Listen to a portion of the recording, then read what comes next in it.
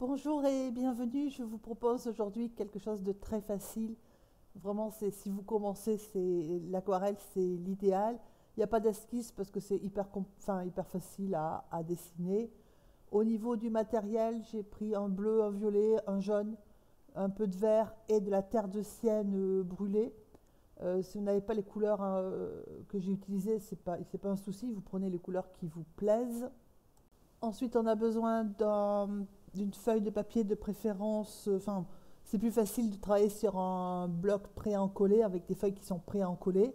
Du coup, elles sont fixées. Sinon, il faut fixer sur un support avec du, euh, du ruban de masquage ou des agrafes, parce que sinon, ça va gondoler.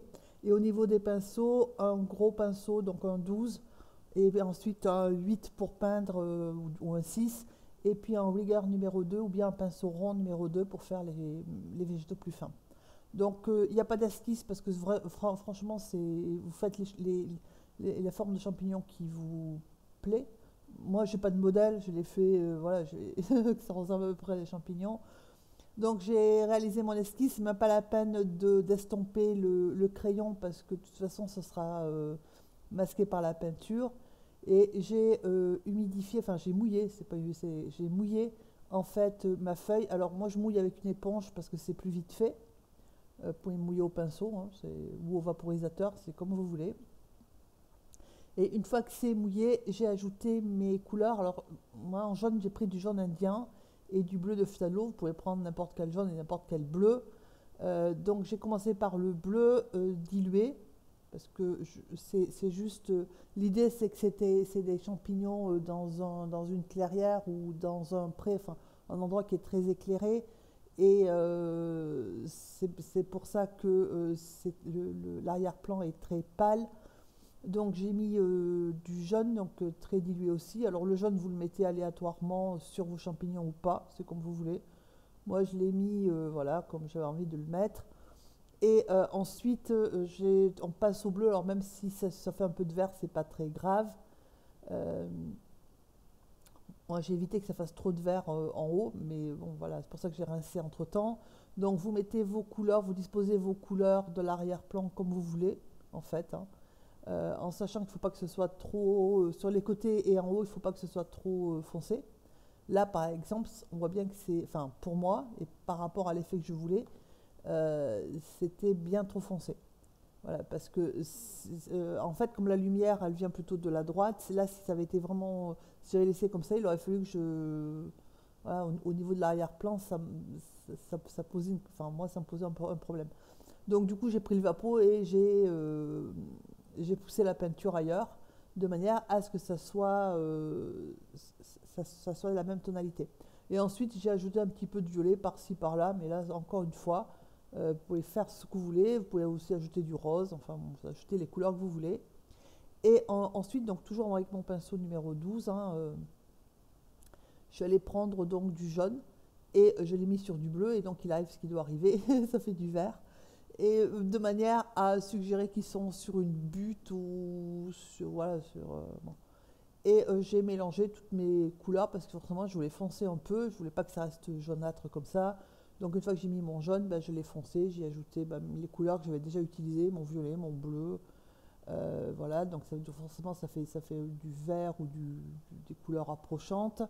Vous pouvez ajouter aussi de la terre de sienne brûlée. Enfin voilà, vous mettez vos couleurs comme vous avez envie de les mettre. Là, j'ai incliné de manière à ce que la peinture que je venais de mettre, c'est-à-dire que la peinture foncée ne monte pas vers les champignons, mais descende, puisque l'idée c'est qu'ils sont posés sur de l'herbe. Et ensuite, donc entre-temps, la peinture a commencé à sécher, je suis passée du mouillé à l'humide. Et donc, c'est toujours mouillé, enfin, je veux dire, j'ai pas laissé sécher, il n'y a pas de temps de. C'est juste que le temps de faire l'arrière-plan et tout, la peinture, au bout d'un moment, elle sèche. Et donc, je suis en humide, ça se voit parce que la peinture, elle ne court plus, hein, elle diffuse. Et donc là, j'ai ajouté du vert foncé. Alors après, au niveau du vert foncé, je suis allée chercher aussi du vert olive parce que c'était plus facile d'avoir la bonne nuance. Et vous mettez vos couleurs comme vous avez envie de les mettre en donnant la forme au niveau du talus ou du terre-plein ou de la prairie ou ce que vous voulez, comme vous avez envie que ça soit à peu près. en essayant de varier les couleurs, hein, parce que là on voit bien qu'il y a une majorité de vert olive qui a pris le pas sur ce que j'avais mis avant, mais c'est bon, c'est pas un souci. Et à l'arrière-plan, j'ai ajouté un petit peu de terre de sienne brûlée et de bleu. Après, on laisse bien sécher. Par contre, il faut bien laisser sécher parce que j'avais commencé à faire mon champignon et en fait, il diffuse et donc il faut vraiment que ça soit sec.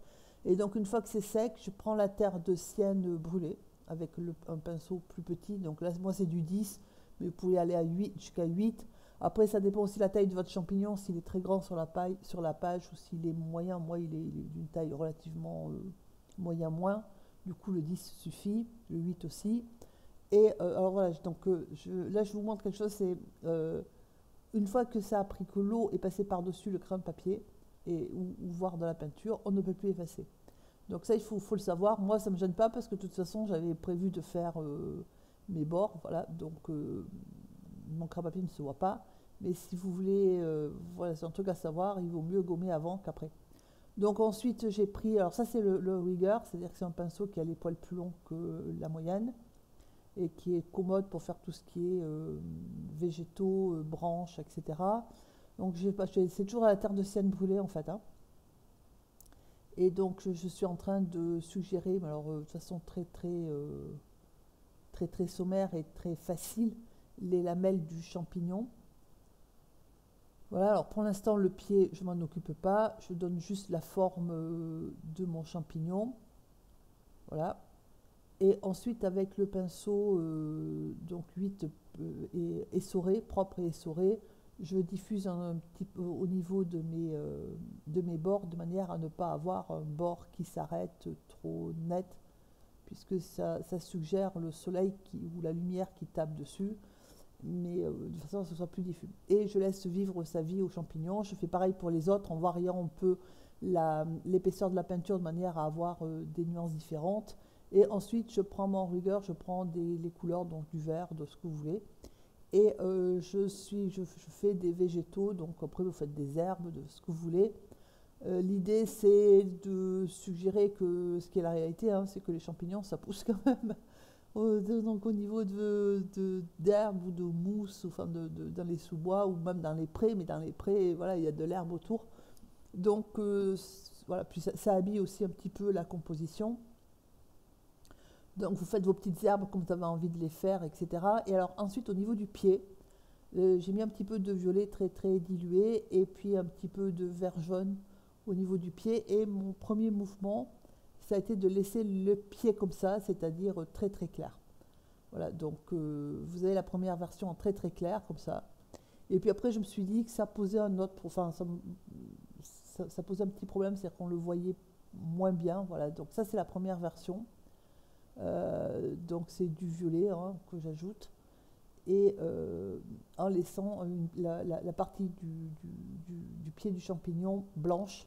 Voilà.